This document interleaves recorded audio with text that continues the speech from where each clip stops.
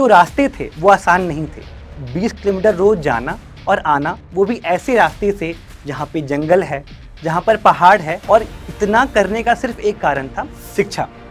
33 लाख बच्चे फॉर्म भरते हैं, आपके पास ये एक्सक्यूज का मौका है ही नहीं, मैं तो 4 घंटे पढ़ूंगा, मैं 5 घंटे पढ़ूंगा। Give it all. जैसे मेन शुरू हुआ, मैंने मैथ्स के क्वेश्चन देखे, इतना पैनिक कर गया कि मेरे जो हाथ है जिससे मैं सॉल्व कर रहा हूँ क्वेश्चन, वो मेरे से लिखे नहीं जा रहे हैं। तो मैं इस हाथ को अपने इस हाथ में पकड़ रहा हूँ और मैं उसको एकदम कांपते हुए हाथ को मैं ऐसे रोकने की कोशिश कर रहा हूँ और मैं सॉल्व करने का मैं ट्राई कर रहा हूँ।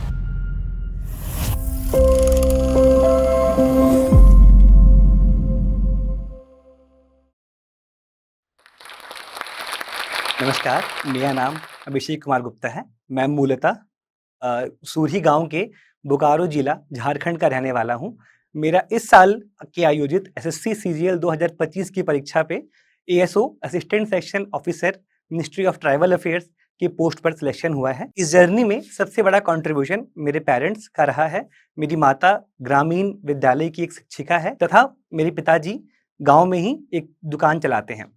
अगर बात की जाए मेरी शिक्षा की, तो मेरा गाँव एक ऐसा गाँव है जहाँ पर शिक्षा का उतना माहौल नहीं है। लोग बहुत ही छोटे उम्र से बाहर काम करने के लिए मुंबई, पटना चले जाते हैं। इसीलिए मेरे माता-पिता को वश होकर के हमारा दाखिला हमारे गाँव से 20 किलोमीटर दूरी पर स्थित शहर के स्कूल में दाखिला करवाना पड़ा। जिसकी वजह से आप कह सकते हैं मैंने अपने जीवन के 12 साल क्लास 1 से लेके क्लास 12 तक मैंने रोज स्कूल के दिनों में 20 किलोमीटर जाना तथा आना होता था। कई-कई बार जब ट्यूशन के लिए भी, क्योंकि हमारे गाँव में ट्यूशन भी अवेलेबल नहीं होते थे और प्राइवेट स्कूल में आपको ट्यूशन की ऐसी एनवायरनमेंट, कई-कई बार तो ऐसा भी होता था कि ट्यूशन के लग जाने के बाद 11th-12th में आपको दिन में 2-2 बार जाना और 2-2 बार आना पड़ता था। और मैं बता दूँ, वो जो गाँव है, जो गाँव से जो शहर की ओर जो रास्ता जाता है, वो इतना भी सेफ नहीं है। बीच में जंगल पड़ते हैं, बीच में पहाड़ पड़ते हैं। तो वैसी कठिनाइयों को लगातार सामना करके मैंने अपनी स्कूलिंग, मैंने अपनी कोचिंग कंप्लीट करी। इसके बाद अगर बात की जाए, तो मैं क्लास 10th में और क्लास 12th में भी मेरा जो प्रदर्शन रहा, वो अच्छा था। मैंने क्लास 10th में स्कूल टॉप किया, 12th में स्कूल टॉप किया। 2020 में जब मेरा 12th कंप्लीट हुआ, तो मैंने ये बात रखी कि मुझे बाहर जाना है पढ़ने के लिए, और जो कि मैं दिल्ली आने का सोच रहा था। तो उस समय मेरे अपने घरवालों ने ही कहा कि तुम्हारे पापा दुकान चलाते हैं और ऐसे में अगर तुम बाहर जाने की सोचोगे, तो उस समय पे पापा पे काफ़ी भार पड़ जाएगा। तो लोगों ने बोला कि जो जो बच्चे पढ़ने वाले होते हैं, वो कहीं पढ़ लेते हैं, और ये बोल कर के मुझे बोलने का प्रयास किया कि आप लोग घर से पढ़ लो, यहीं पे रह के पढ़ लो। लेकिन उस समय भी मेरे मम्मी-पापा ने बहुत सपोर्ट किया और बोला कोई दिक्कत नहीं है, हम सब खर्च उठा लेंगे और आप दिल्ली जाओ, वहाँ से पढ़ो। लेकिन कोविड का समय आ गया, 2 साल घर में ही बीता और मैं अपने 3rd ईयर के लिए 2022 में दिल्ली आ पाया। दिल्ली का जो सफ़र रहा मेरा, केवल 1 साल मैं दिल्ली में रहा, उसके बाद 2023 में मुझे घर जाना पड़ गया। अब जैसे मैं दिल्ली से घर गया, तो क्योंकि सब लोग बाहर जाते हैं कमाने के लिए, मैं पहला बच्चा निकला जो बाहर पढ़ने आया था। तो सब लोगों की उम्मीदें थी कि मैं कुछ कमा कर आऊँगा, मैं कुछ करके आऊँगा, लेकिन मेरे पास क्या थी? सिर्फ़ एक डिग्री। तो लोगों का बोलना शुरू हो गया कि तुम तो दिल्ली अय्याशी करने गए हो, अय्याशी करने गए थे, तुम यहीं पे रह लेते, यहीं से पढ़ लेते, वैसे भी जा नहीं पाए। तो तमाम जो बातें हुई, वो सुनने को मिली, और एसएससी के एग्ज़ाम के बारे में भी मुझे काफ़ी लेट से पता चला। लेट से पता चलने का कारण ये भी था कि मैं जिस गाँव में हूँ, वहाँ पर दूर-दूर तक ऐसा माहौल ही नहीं है कि कोई आपको बता पाए एज़ अ सीनियर कि एक एग्ज़ाम होता है एसएससी करके। वहाँ पे सिर्फ़ ये है कि या तो जॉब कर लो प्राइवेट में या यूपीएससी कर लो। तो फिर एसएससी के बारे में मुझे काफ़ी लेट चला पता, और जब मैंने अपना बीए कंप्लीट कर लिया था, तो उसके बाद जब मैं शुरू करने का प्रयास किया, तो फिर कुछ कमियाँ, कुछ गलतियाँ मेरे साइड से मेरे पहले प्रयास में रहा, और 2024 में मेरा प्री भी क्वालीफाई नहीं हो पाया। मैं बचपन से ही एक अच्छा बच्चा रहा था, तो ऐसे समय पे आ जाने के बाद जहाँ पर आपके पास रोज़गार नहीं है और आप पढ़ाई कर रहे हो, तो उस समय का जो माहौल था, वो काफ़ी कठिनाई भरा था। लोगों की ताने सुनना, घरवालों की वो आँखों में नाउम्मीदी देखना, ये मेरे लिए बहुत ही ट्रॉमेटिक था, क्योंकि मैंने बचपन से मैं अपनी फैमिली के लिए केवल अचीवमेंट के मौके लाया हूँ। तो मैंने बोला कि 2025 का जो अटेम्प्ट है, मैं इसमें अपना जो हो सकता है मैं वो दूँगा। मैंने दिया, और एट द लास्ट जो रिज़ल्ट में नाम आया, तो 2706 रैंक ला करके मुझे ASO assistant section officer in ministry of tribal affairs पे मेरा सिलेक्शन हुआ। अगर आप एसएससी में आने का सोच रहे हो तो सबसे जो फर्स्ट टिप है वो मैं आपको ये बोलूंगा, गिव इट ऑल। एक फ्रेज है गिव इट ऑल, कि जब भी आप कोई ऐसे एग्जाम में आने का सोच रहे हो जहां पे आपको पता है कि 33 लाख बच्चे फॉर्म भरते हैं और 20 लाख बच्चे एग्जाम देने पहुंचते भी हैं, तो वहां पर आपके पास ये एक्सक्यूज का मौका है ही नहीं कि आप ये बोल पाओ कि नहीं मैं तो 4 घंटे पढ़ूंगा, मैं 5 घंटे पढ़ूंगा। Give it all. अगर आपके पास आज के दिन में 8 घंटे पढ़ नहीं सकती है तो आप 8 पढ़ो, अगर 6 घंटे पढ़ नहीं सकती है तो 6 घंटे पढ़ो। इसका मतलब ये है कि हम दूसरे टिप की ओर आगे बढ़ते हैं कि कंसिस्टेंसी आपको मेंटेन करनी है। आपको कंसिस्टेंट रह करके आप अगर पढ़ाई के लूप में रहोगे 6 घंटे, 8 घंटे, 10 घंटे, 12 घंटे, जिस समय आपको जितने की रिक्वायरमेंट्स है, अगर आप उसको फुलफिल करोगे तो आपका भी एंड रिजल्ट आपको मिलेगा। और इसमें सबसे ज्यादा जो आपको हेल्प करेगा वो है आपका एक पीयर ग्रुप और कंसिस्टेंसी है। पीयर ग्रुप क्या होता है कि आप अपने अराउंड किसी भी माध्यम से, टेलीग्राम से, जैसे मुझे टेलीग्राम से काफी अच्छे दोस्त मिले, हम सब लोग सब 25 का अटेम्प्ट दे रहे थे, तो हम लोगों ने कंसिस्टेंसी ऐप के माध्यम से हम लोगों ने एक दूसरे को ट्रैक किया कि आप एक दिन में कितना पढ़ पा रहे हो। और जब दूसरा बंदा पढ़ रहा होता था तो हमारे अंदर भी वो बात आती थी कि हाँ मुझे ही पढ़ना है। तो इन तरीकों से आपको दिखा जाएगा कि आप कंसिस्टेंट रह लोगे। अगर आप अकेले अपने कमरे में पढ़ रहे हो तो वहां पे आपको जज करने वाला कोई नहीं है। अगर आपने 6 घंटे ही पढ़ा है आपको कोई जज नहीं करने आ रहा है। बट हाँ, अगर आप एक ग्रुप में पढ़ रहे हो जहां पे आपने 6 घंटा पढ़ा है और ये जो सामने वाला इंसान है उसने 8 घंटे पढ़ा है, तो आपको अंदर से आएगा कि यार मैं और पढ़ सकता हूँ। फोर्थ चीज मैं बोलूंगा कि आप अपने आप को कभी भी एग्जाम से बड़ा मत मान लेना।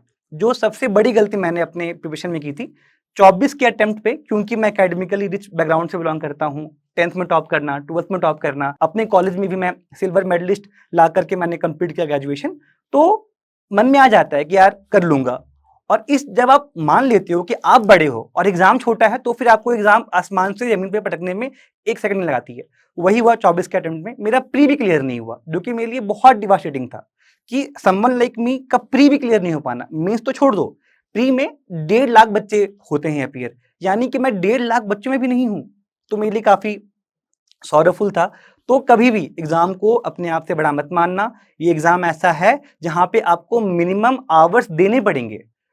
अगर आप वो आवर्स नहीं दे पाओगे, अगर आप अपने स्किल पे काम नहीं करोगे, प्रैक्टिस पे काम नहीं करोगे, मॉक नहीं दोगे, तो एग्जाम में आपका सक्सेस होना बहुत ज्यादा ही मुश्किल है।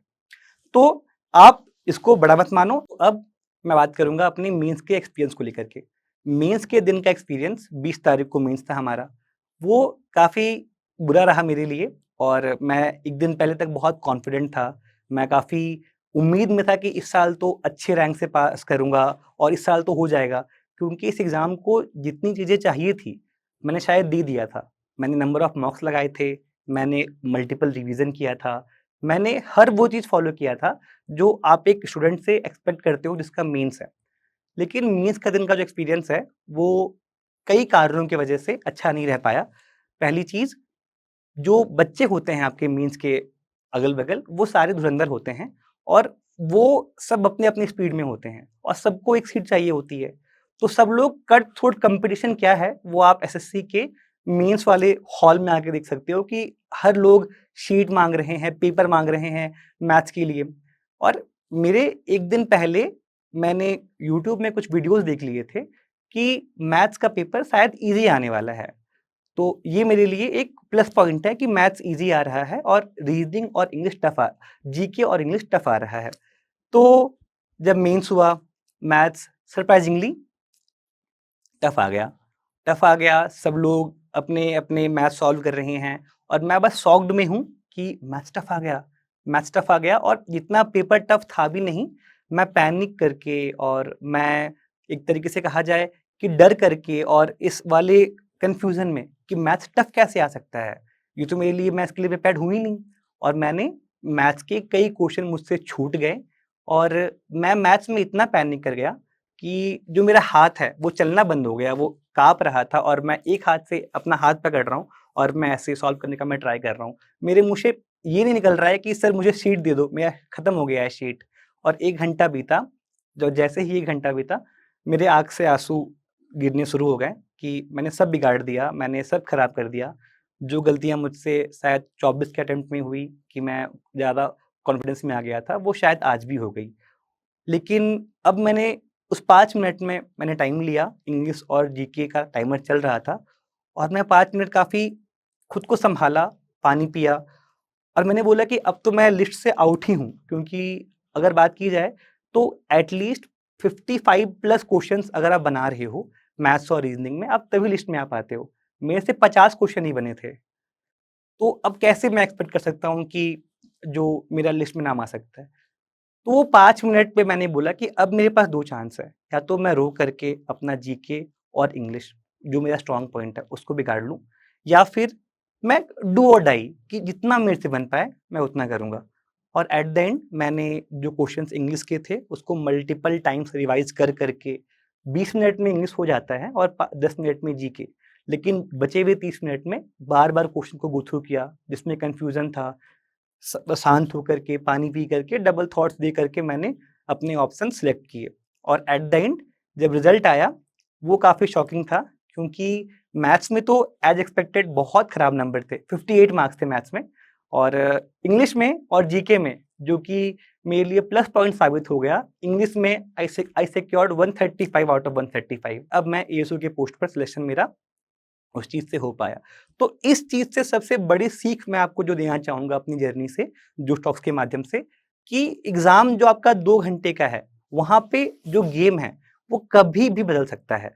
आपको लास्ट मोमेंट तक फाइट करना है। जब तक आप एग्ज़ाम हॉल से बाहर नहीं आ जाते, आप तब तक एक वॉरियर हो और कभी भी आपने गिव अप कर दिया, दैट मीन्स आप गेम से आउट हो। एक और एडिशनल टिप्स जो मैं आपको देना चाहूँगा, लोग मुझसे कई बार पूछते हैं, भैया परफेक्ट स्ट्रैटेजी क्या है और परफेक्ट सोर्स क्या है पढ़ने का? तो मैं आपको बोल दूँ, आपको जिस भी टीचर से पढ़ने में मन लगता है, आप उसका कोर्स ले लो और बाकी सारे कोर्स को आप बोलो कि वो कोर्स मेरे लिए वर्क नहीं करेगा और जो कोर्स आपने लिया है, उसको आप लिख लो। Multiple times revision, multiple times जब आप रिवीज़न करोगे, तो आपको एट द एंड उस कोर्स से जितना आप सीख सकते हो, उतना आप सीख जाओगे। और रही बात स्ट्रैटेजी की, तो जैसे हर इंसान यूनिक है, वैसे ही हर इंसान का जो स्ट्रैटेजी होता है, वो भी यूनिक होता है। बस डिफरेंस ये है कि जो लोग सिलेक्शन ले लेते हैं तो उनको हम बोलते हैं कि अच्छा, ये स्ट्रैटेजी अच्छी रही है। लेकिन आपसे बेहतर आपकी जो कमियां हैं, आपकी जो वीकनेस है, उसको कोई जान नहीं सकता है। अपने साथ टाइम स्पेंड करो, अपने साथ बैठ करके इंट्रोस्पेक्ट करो कि मैं कहाँ गलती कर रहा हूँ, और हेल्प लेने के लिए अपने दोस्तों से पूछो, अपने सीनियर से पूछो और एट द एंड अपनी एक यूनिक स्ट्रैटेजी बनाओ और बस उस पे टिके रहो। ये नहीं कि मेंस के 20 दिन पहले चेंज कर लिया, प्री के जैसे आपको हर 20 डेज़ में, 30 डेज़ में आपको नई स्ट्रैटेजी मिल जाएगी कि इतने दिन बचे हुए हैं, this strategy will work. But आपको वो नहीं करना है, आपको एक स्ट्रैटेजी फॉलो करनी है टिल द मेंस। प्री में करो एक, मेंस में करो एक, और आपकी स्ट्रैटेजी आपके अकॉर्डिंग बनी होगी। आप कहाँ पे वीक हो, आप कहाँ पे स्ट्रांग हो। लोग मुझसे पूछते हैं कि मॉक्स कितने लगाएँ, मॉक्स कब-कब लगाएँ और मॉक्स कैसे लगाएँ? तो इन चीज़ों का आंसर बहुत सिंपल है। आपके लिए जो वर्क कर रहा है आप वो करो। लेकिन एक चीज़ जो आप कर सकते हो रेगुलर बेसिस पर, कि आपको जो वीकेंड में मॉक्स आते हैं, जिसको हम बोलते हैं लाइव मॉक्स, जहाँ पे आपको 2 दिन टाइम मिलता है मॉक अटेम्प्ट करने का, वो डिफरेंट प्लेटफ़ॉर्म्स निकालते हैं। उसको आपको ज़रूर लगाना है, क्योंकि वहाँ पे आपको रियल रैंकिंग समझ में आती है। वहाँ पे जैसे कई बार 2 लाख, 1.5 लाख बच्चे भी मॉक लगाते हैं सेम पेपर को, तो आपको जो अपना रैंकिंग है, परसेंटाइल है, आपको वो समझ में आता है।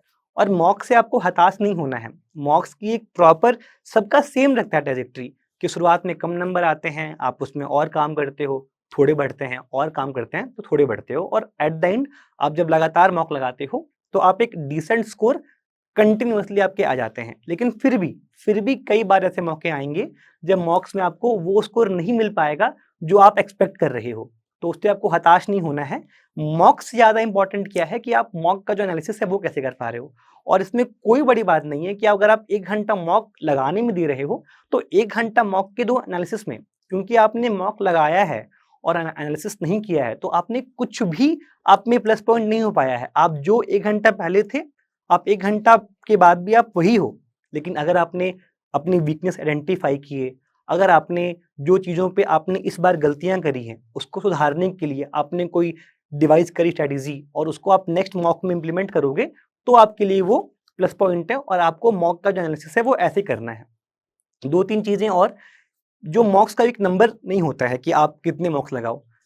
लेकिन आप ये कर सकते हो कि अगर आपने 50% सिलेबस कंप्लीट कर लिया है, तो उसके बाद से आप मॉक देना शुरू कर सकते हो। और जो मॉक है, वो आपके ऊपर डिपेंड करता है, आप हफ्ते में 3 दे दो या हफ्ते में 6 दे दो या हफ्ते में 2 दे दो। और जैसे-जैसे आपकी जो प्रिपरेशन का जो लेवल है आगे बढ़ेगा, जैसे आप 50% सिलेबस कंप्लीट करोगे तो आप हफ्ते में 1 लगाओ, 80 करोगे तो आप 2 लगाओ। और जब आपको लगता है कि हाँ, मैं सिलेबस से एक बार गो थ्रू कर लिया हूँ, तो आपको मैं ये करूँगा एडवाइस, पर डे 1 मॉक लगाओ प्री का, अगर आप प्री के लिए पहले पढ़ रहे हो तो। बाकी मेंस में तो फिर आप 2 दिन में और 3 दिन में, जैसा आपको टाइम अलाउ कर रहा है, क्योंकि mains is more of like for practice and revision. वहाँ पे जो मॉक्स होते हैं, वो सेक्शनल मॉक्स आप लगा सकते हो। एंड मेंस के लिए मैं बात करूँ, तो सेक्शनल मॉक्स ज़्यादा बेटर हैं फुल मॉक से। और जो मॉक्स का जो एक क्राइटेरिया होता है कि बहुत आसान ही आना है या बहुत टफ ही आना है, तो ऐसे मॉक से बचिए आप लोग, क्योंकि जनरली जो क्वेश्चंस आते भी हैं रियल एग्जाम में, तो अगर 2 सेक्शन टफ आ रहा है,